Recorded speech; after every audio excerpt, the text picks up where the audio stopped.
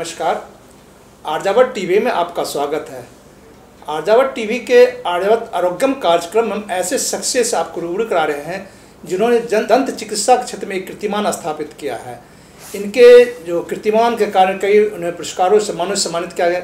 साथ ही जो दिल्ली एवं दिल्ली के बाहर के कैसे ऐसे महान विभूतियों को भी इन्होंने चिकित्सा सेवा दी है और इनकी काफ़ी उपलब्धियां हैं। इस क्षेत्र में गुड़गांव में इनका काफ़ी अच्छा नाम है, उनका सेंटर है। हम बात कर रहे हैं डॉक्टर गौतम देव सूद से और डॉक्टर शैली सूद से।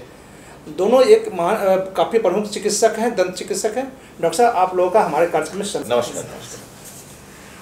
डॉक्टर साहब, दांत हमारे शरीर का एक प्रमुख अंग है, ऑर्गन है, जिसे कि हम जैसे हंसते हैं, चाहे बोलते हैं, तो सबसे पहले लोग दांत देखते हैं, तो उनमें कई प्रकार के रोग भी लग जाते हैं। तो ये कौन कौन सा रोग है और क्यों होता है, इसके बारे में बताएं। अच्छा, हाँ, देखिए, एक ये चेहरा जो है आपका expose part of the body, उसको कहते हैं area of attention and attraction. तो ये पहला आकर्षण का केंद्र है।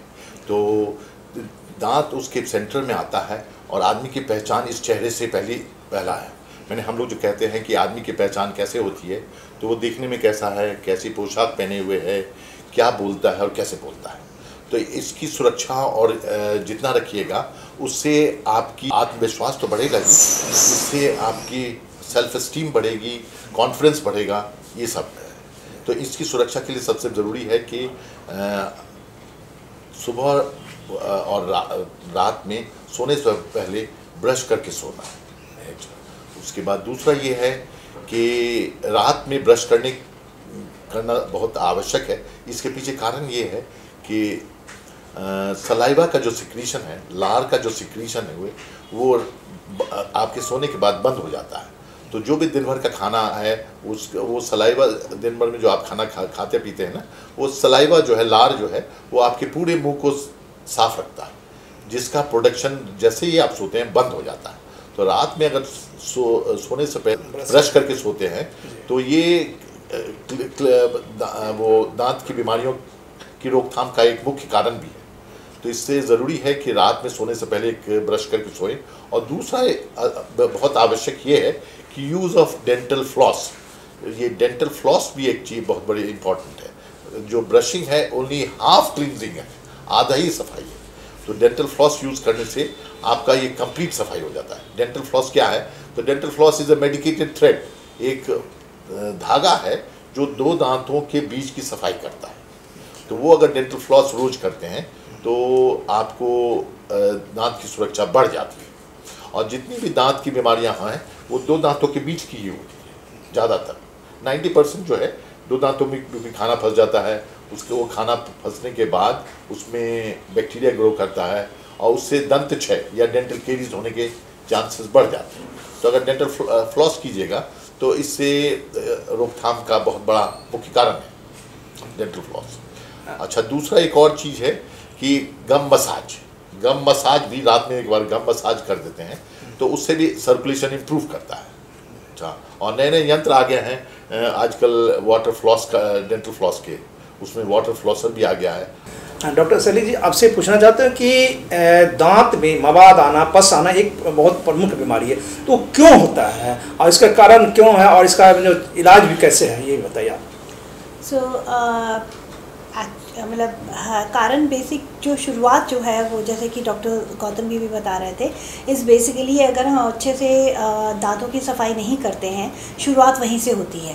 तो होता क्या है कि जैसे मसूड़े के पास में जैसे हम लोग अपने ब्रश किया उसके कुछ ही मिनट के बाद में या कह लो घंटे के बाद में वहाँ पे एक पतली सी तह शुरू हो जाती है जमनी, जिसको कि प्लाक कहा जाता है। वो कीटाणु बेसिकली होते हैं जो हमारे माउथ के अंदर ही कीटाणु होते हैं, उसके साथ वो जो भी खाया हुआ होता है, उसमें स्टार्च होता है या शुगर जो होता है, उसके साथ वो चिपक जाते हैं और एक लेयर बना देते हैं। उसको प्लाक कहा जाता है। वो प्लाक जो है धीरे धीरे उसमें अगर कैल्शियम डिपॉजिट होता रहता है तो वो जाके पत्थर जमा हो जाता है, जिसको कि हम कहते हैं कि कैलकुलस या tartar deposit.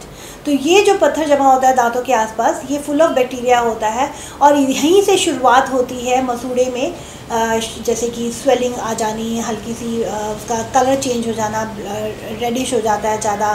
Then patient complain करता है कि हमने ब्रश किया तो ब्लीडिंग गम्स हो गए शुरू, और अगर इस चीज़ पे नज़र उस टाइम नहीं दिया जाए, ध्यान नहीं दिया जाए, धीरे धीरे वही आपके मसूड़े को और ख़राब करता है। जो इनिशियल स्टेज होती है जिसमें कि ब्लीडिंग गम्स होते हैं, उसको हम जिंजिवाइटिस कहते हैं अपनी इसमें, और अगर उसको बढ़ते बढ़ते जब वो पहले मसूड़े के आसपास मसूड़े को ख़राब करता है, फिर मसूड़े के नीचे जो आपकी दांत के आसपास जो हड्डी होती है उस पर अफेक्ट करना शुरू कर देता है। जब उस पर अफेक्ट करना शुरू होता है तो हड्डी कम होने लग जाती है, दांत हिल सकते हैं, और ये मवाद और जैसा आप बता रहे हैं ये सारी चीज़ें जो है शुरुआत हो जाती है, जिसको कहा जाता है पेरियोडोंटाइटिस।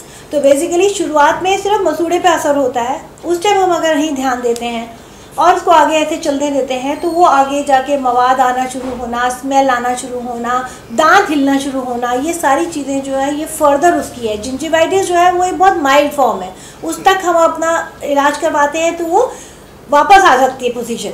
लेकिन अगर इसको हम मतलब नहीं ध्यान दें और आगे बढ़ता रहता है तो फिर बोन लॉस जब होने लग जाता है, दांत के आसपास की जो हड्डी है वो अगर ख़त्म होने लगती है तो वो एक इरिवर्सिबल प्रोसेस, मतलब जिसके उसको वापस नॉर्मल नहीं लाया जा सकता है, और उस स्टेज को जनरली नॉर्मल जो हम लोग एक यूज़ करते हैं वो उसको पायरिया कहा जाता है।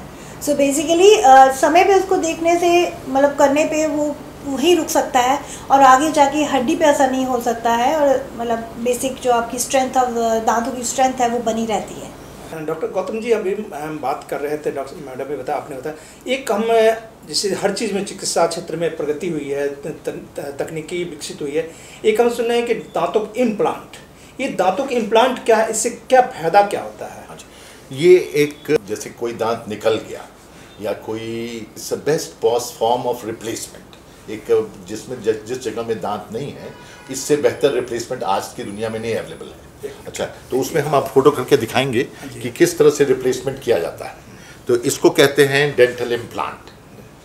इसका ये टाइटेनियम स्क्रू होता है जो हड्डी के अंदर डाल दिया जाता है, जिसके चबाने की ताकत इंसानी दांत से 10 गुना ज़्यादा है। दूसरा एक दो एडवांटेज है जो हम लोग आजकल पिछले जो पहले करते थे उसमें कहते थे डेंचर, जिसको प्लास्टिक के दांत कहते हैं, या क्राउन एंड ब्रिज, उससे ये सुपीरियर अल्टरनेटिव है।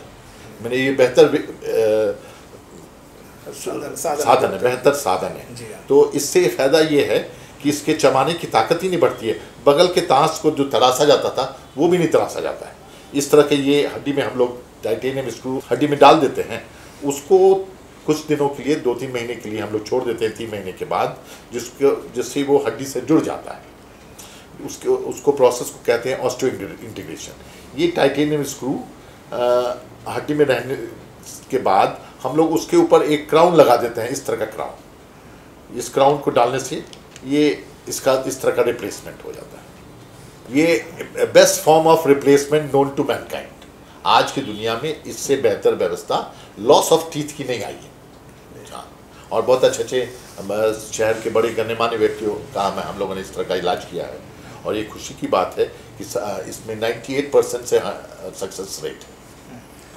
अभी आपने बताया कि आप चिकित्सा क्षेत्र में काफ़ी अच्छा नाम है और कई गण्यमान्य व्यक्तियों की वजह से आपने चिकित्सा दिया, तो हम जानना चाहेंगे कौन कौन वो ऐसे जिनको आपने चिकित्सा सेवा दिया और कितने संतुष्ट हुए आपके कार्य से?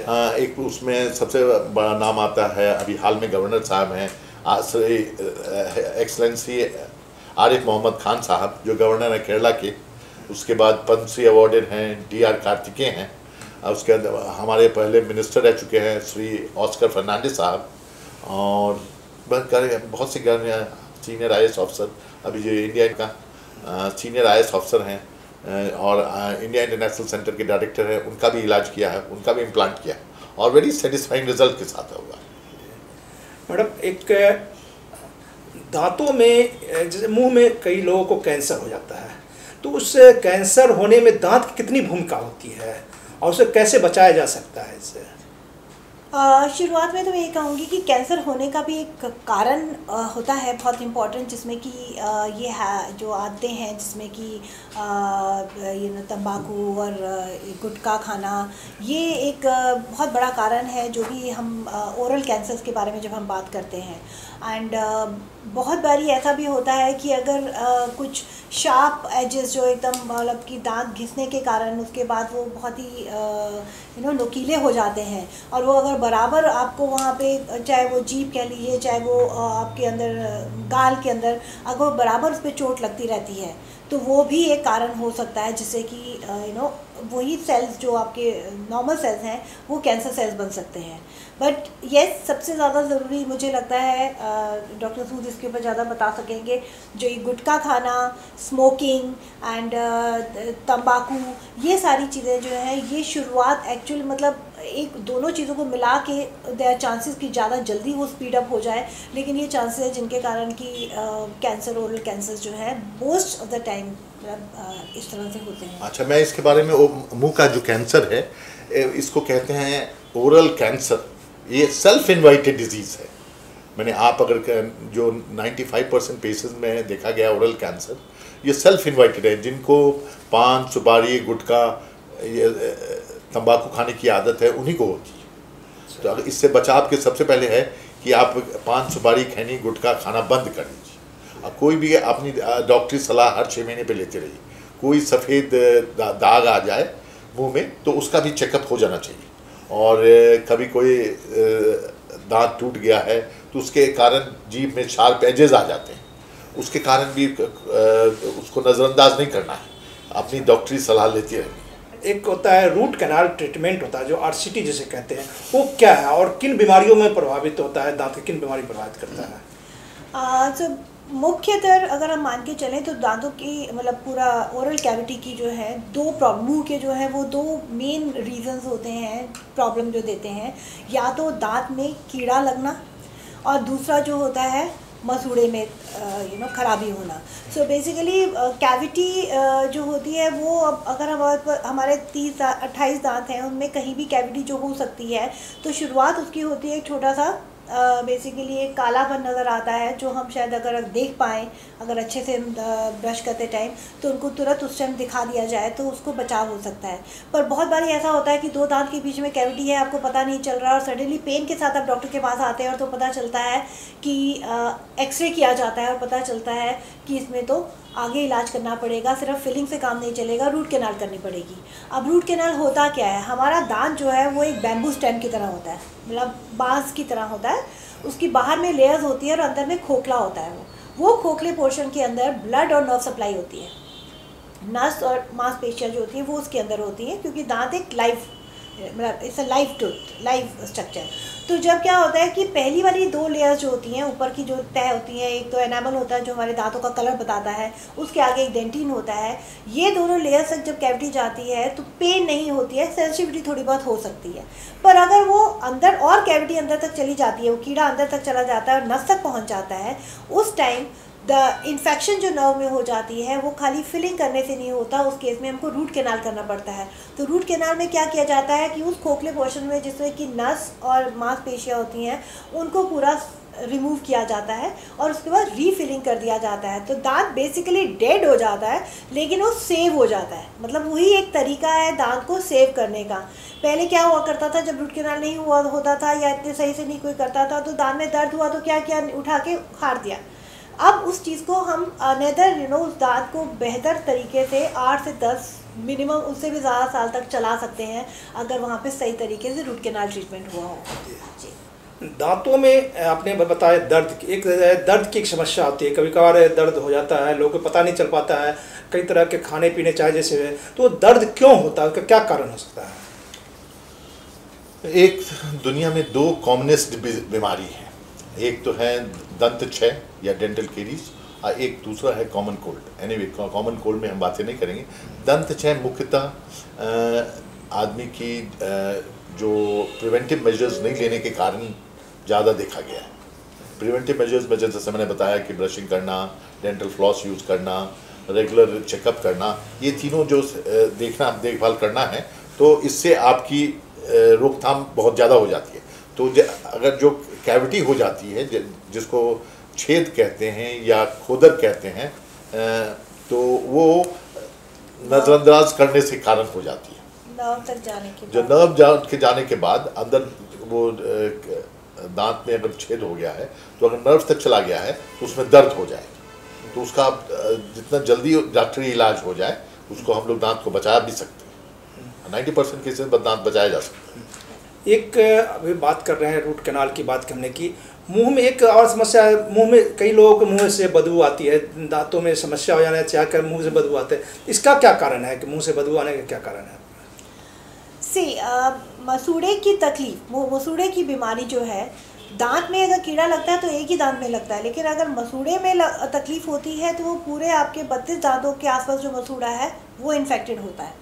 और वो अगर ज़्यादा देर तक चलता रहे, और वही जिस तरह से भी बात हो रही थी कि पायरिया है, या समटाइम पायरिया भी नहीं होता है, प्रॉपर ब्रशिंग नहीं है, और अदरवाइज ऑल्सो उसको मेंटेन नहीं किया जा रहा है, तो वो सबसे मुख्यतः कारण होता है मुंह में स्मेल आने का। मतलब बहुत बड़ी लोग कहते हैं कि उठे तो सुबह बहुत महक आ रही है, चलो ब्रश कर लिया, लेकिन पूरे दिन में भी कोई टोक ही देता है आपको कि आपकी स्मेल आ रही है, तो वो उसका कारण समझना का भी होता है। ऐसा नहीं है कि वो ऐसा ही है कि किसी के हो रहा है किसी का नहीं हो रहा। उसका मुख्यतः कारण जो होता है, मसूड़े की हेल्थ अच्छी नहीं है। मसूड़े जो उसकी वो होने चाहिए, एक हेल्दी गम्स होने चाहिए, वो नहीं है। And that is a time when actually you should, मतलब आपको जाना चाहिए डॉक्टर के पास दिखाने के लिए, पता करने के लिए कि क्या कारण है और उसका क्या वो हो सकता है।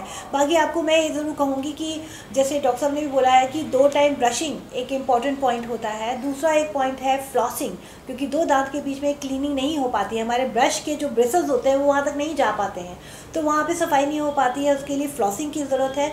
और एक और बहुत इंपॉर्टेंट चीज़, बहुत लोगों को इसमें फ़र्क पड़ता है जो हम पेशेंट को लिख कर देते हैं, mouthwash, that's a last thing to do at night.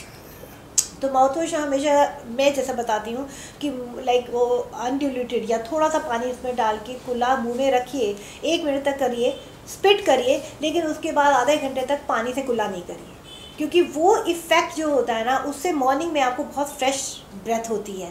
That is one thing. Of course अगर वो एक कंटिन्यू प्रॉब्लम लग रही है और लोग कह रहे हैं, तो मुझे लगता है सबसे पहले तो आपको डॉक्टर को जाके, डेंटिस्ट को दिखाना ज़रूरी है। डॉक्टर सूद, हम आपसे बात करेंगे कि हमारे शरीर की तरह दांत भी अस्वस्थ होते हैं, तो उसका क्या कारण है, क्यों अस्वस्थ होता है? एक और दूसरे बात इसमें हम बताएंगे कि लोगों में दांतों के प्रति जागरूक कैसे किया जाए, इसके बारे में बताएंगे। देखिए, एक तो जागरूकता तो घर में ही होती है कि जैसे ही बच्चा हो उसको आदतें डालनी पड़ती है, हैबिट फॉर्मिंग होनी चाहिए कि जैसे ही बच्चा 4-5 साल का हो गया उसको रेगुलर ब्रशिंग हैबिट, रात में ब्रश करना, मॉर्निंग ब्रश करना, उसको एजुकेट करना, मोटिवेट करना, ये भी पार्ट है। डेंटल फ्लॉस इंट्रोड्यूस कर देना एज अर्ली एज 9-10 साल के बीच में, कि जो भी खाना फंस जाए उसको निकाल के बाहर कर दिया करें। और रेगुलर, देखिए, home is the biggest university, हर चीज़ आदमी घर से ही सीखता है। तो घर में जिस तरह का वातावरण है कि रात में ब्रश करके सोना, हैबिट फॉर्मिंग होनी चाहिए। हाँ, जैसे खाना खाने से पहले एक बार आपने मुंह नहीं धोया तो आपको अनकॉन्शियस वे में आपको याद आता है कि हमने ब्रश नहीं किया, खाने में अच्छा नहीं है। तो उसी तरह से ये हैबिट फॉर्मिंग होनी चाहिए। अच्छा जी, हाँ, अस्वस्थ जो हमने बात हुई थी, दांत अस्वस्थ क्यों हो जाते हैं? देखिए, एज के साथ कुछ न कुछ तो होगा ही आपके साथ। उसके आज की दुनिया में आप कहिएगा कि 70 साल का 20 साल का जवान रख सके, तो अभी तक दुनिया में ऐसी नॉलेज नहीं है, ऐसी तकनीक नहीं आई है कि कोई 70 साल का 20 साल का जवान हो जाए। हाँ, लेकिन दूसरी एक बहुत ज़रूरी है कि आप डिले कर सकते हैं। तो उसमें जैसे मैंने बताया, रोकथाम, प्रिवेंटिव मेजर्स के लिए ये सब ज़रूरी है कि यूज़ ऑफ डेंटल फ्लॉस, आजकल वाटर फ्लॉसर भी आ गया है, जो भी बड़ा अच्छी तकनीक है, एजुकेट है। मैं एक चीज़ और ऐड करना चाहूँगी, अपार्ट फ्रॉम कई बार लोग बहुत प्रिकॉशन लेते हैं, मतलब वो कहते हैं कि हम ब्रशिंग भी अच्छे से कर रहे हैं, हम फ्लॉसिंग भी कर रहे हैं, हम माउथ वॉश भी कर रहे हैं, डॉक्टर के पास जाके क्लीनिंग भी करवा लेते हैं, सब कुछ है। उसके बावजूद भी there is a very important factor, that is hereditary factor. आज जो नए यंत्र भी आए हैं जो दांत की बीमारियों की रोकथाम के लिए, उसमें वेरी इंपॉर्टेंट एस्पेक्ट, जैसे मैंने कह रहा था कि यूज़ ऑफ डेंटल फ्लॉस है, उसको ये इस तरह का फ्लॉस होता है। इसको, ये जो धागा है, ये धागा, इसको मेडिकेटेड थ्रेड कहते हैं, और इसको 2 दांत में जो खाना फंस जाता है उसको ऐसे निकाल लेंगे। ये हैबिट फॉर्मिंग होनी चाहिए रात में सोने से पहले एक बार करने की। उसके बाद एक और उसमें भी आ गया है कि बहुत जहाँ कॉन्टैक्ट पॉइंट बहुत क्लोज है, जैसे अगर दांतों के कॉन्टैक्ट पॉइंट बहुत क्लोज है तो ये वाटर फ्लॉसर कहते हैं। जैसे इसको जो है 2 दांतों के बीच में 2 दांतों के बीच में लगा के चलाइए। इसको सफाई की जाती है।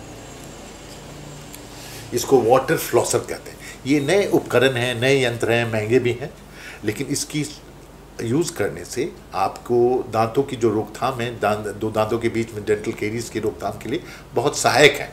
ये कुछ एक पुस्तिका है ओरल हाइजीन, मैंने मुंह दांत चिकित्सा, दांतों की बीमारियों के रोकथाम के लिए। तो ये अमेरिकन डेंटल एसोसिएशन की तरफ से प्रकाशित है और बड़ी ऑथेंटिक बुक है। तो इसमें बताया गया है कि कैसे किया जाए, ब्रशिंग टिप्स, ब्रश कैसे किया जाए, यही है। ये सब जैसे उपकरण हैं, यंत्र हैं जो 2 दांतों के बीच की सफाई के में सहायक होते हैं। अगर ये करते रहिएगा तो एक तो डॉक्टर विजिट नहीं लगेगी, आपके स्वास्थ्य अच्छे रहेंगे, दांत निकालना नहीं पड़ेगा और ये रोकथाम में बहुत सहायक है।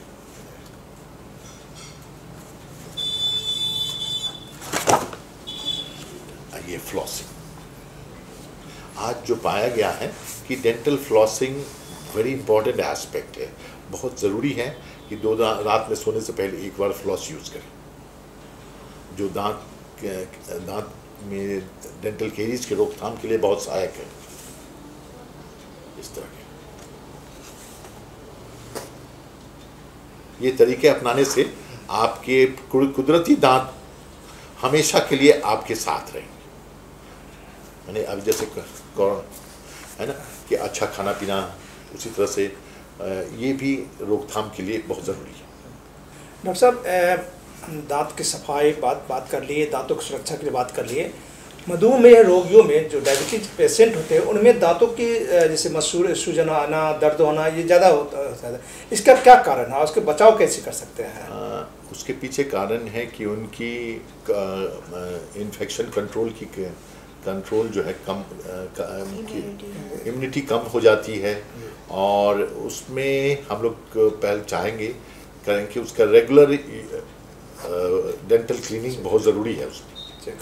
और प्रिवेंटिव एस्पेक्ट लेना जो कि कल दांतों की बीमारियां ना हो, इसके लिए उसमें हम लोग एंटीबायोटिक थेरेपी दे के तब उसकी रोकथाम करते हैं डायबिटिक में। सर, 1 साल से लगभग देश में, पूरे देश दुनिया में कोरोना के प्रभाव है हमें, इस कारण काफ़ी लोग प्रभावित है। तो क्या जो दांत के रोगी है, जो और भी लोग उसका ज़्यादा प्रभाव पड़ेगा, कोरोना रोगी है उनको दांत के रोग ज़्यादा प्रभाव कर सकते हैं, ऐसा भी कुछ कारण है क्या?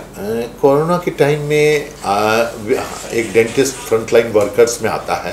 पहले ज़माने में जो हम लोग जो ऑपरेटिंग प्रोसीजर्स थी उसमें काफ़ी बदलाव भी आया है कि जो कोरोना प्रभावित हैं उन लोगों के जो अगर दांत का इलाज कराना है तो उसमें हम लोग पहले पोविडीन आयोडीन यूज़ करते थे, अब उसमें ऐड हाइड्रोजन पेरोक्साइड भी यूज़ करना है, उससे कि एक तो फ्रंटलाइन वर्कर्स डेंटिस्ट हैं उनकी भी सेफ्टी हो और जो पेशेंट है उसके लिए भी सेफ हो। तो कोरोना के में इम्यूनिटी आपने बूस्ट किया, उसके बाद regular use of povidone iodine and hydrogen peroxides also helps in preventing corona. Salim ji, आपसे बात करेंगे कि गर्भावस्था के दौरान दांतों में कई समस्या होती है, ये समस्या कौन कौन सी होती है और उनका निदान आप कैसे करते हैं? बेसिकली प्रेगनेंसी में, गर्भावस्था में हार्मोनल चेंजेस बहुत हो रहे होते हैं और उस दौरान में ऑफ कोर्स वो हार्मोनल चेंजेस जो हैं वो आपके गम्स पे भी इफ़ेक्ट डालते हैं। तो जनरली जो प्रॉब्लम आती है वो उसको कहा जाता है गम्स में, मतलब थोड़ी सोजिश आना, ब्लीडिंग गम्स होना, ये सारी सिचुएशन जो होती हैं उसको कहा जाता है pregnancy gingivitis. So again point वहीं पर आता है कि कितना हम उसको मेंटेन करके रखें उस टाइम एंड कितना हम अपने मसूड़ों का और उसका ध्यान रख सकें, क्योंकि वो नॉर्मल वे में नहीं होता है, उसमें बहुत हार्मोनल चेंजेस हो रहे होते हैं, तो गम्स में भी स्वेलिंग के बहुत चांसेस होते हैं। और अगर उस समय थोड़ा ध्यान रख लिया जाए, केयरफुल रहें ब्रशिंग में, मेंटेनिंग में, तो उससे बहुत फ़र्क पड़ जाता है। मतलब that is the only way. Otherwise sometime हम लोग क्लीनिंग भी करते हैं, मतलब उनको एडवाइस किया जाता है क्लीनिंग के लिए, बट वेरी सुपरफिशियल, मतलब ऊपर से हम स्केलिंग करते हैं। और आई थिंक अगर ये मेंटेन किया जाए तो उससे बहुत फ़र्क पड़ता है, बिकॉज पोस्ट प्रेगनेंसी के बाद, डिलीवरी के बाद भी कुछ प्रॉब्लम्स रहती हैं मसूड़े में, बट अगर ध्यान पहले से सही से रखा जाएगा तो वो मेंटेन रहते हैं। comes. दांतों की सुरक्षा हम बचपन से करें और नियमित उनके जो सुरक्षा के नियमों का पालन करें तो हम दांतों को स्वस्थ रख सकते हैं और कुदरती दांत बनाए रखते हैं। ये बता रहे थे डॉक्टर साहब, दोनों बता रहे थे। डॉक्टर साहब हमारे कार्यक्रम आए, आपका बहुत बहुत धन्यवाद है। बहुत बहुत धन्यवाद आपका भी हमको मौका मिला।